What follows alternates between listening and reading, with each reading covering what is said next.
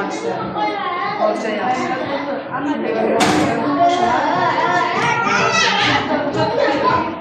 Nasza buta hududisi uzunlar koyamiz.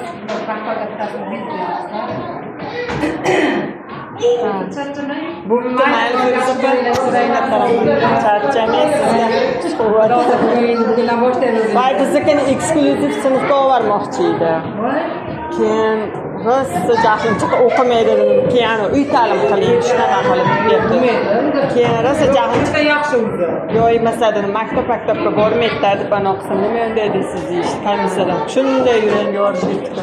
Yo'q amallab anaqa yaxshi o'zgaryapti deb anaqa qilganimizda keyin ota-onani aytgan bo'lsa. Shunday. Siz menga o'qitmayman, boshqa o'qitmaydi. Mashhur maktabda o'qimasa boshqa joyda o'qimaydi. Ana o'zgarish bor. O'g'loyda hujjat topshirgan o'g'loyda ayasi, lekin vaqt ba'ziga kirgizolmay qolibdi-da. Qolib ketdi o'yinda. Meni hozir 8-da komissiya bo'ladi, o'shanga kirib, chetda o'qitaman, chetda qoladi. Bo'lmasa uni ham chiqarib beradi agar. Shu buni ham yengil aql zaifligini shunaqa yozib berdi. Yo'q, shu sinfda shu maktabda o'qisa o'qiydi, emas boshqa joyda o'qimaydi. Yaxshi tushunadi. Shunday yurak yorilib ketdi. Mana ota-onalar indamay turganda, ota-onalar cho'chqalarni chiqarib yubordik. Ta'lim desa. Voy ko'ryapman-da, seni ana o'shanlarni bo'lmaydi. Ko'nglim joyiga tushdi.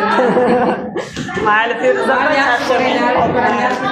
bo'pti, xo'p. Xayr, mehribon. Xayr. Bo'pti, xayr. Ha, men hozir kelaman, xo'pmi?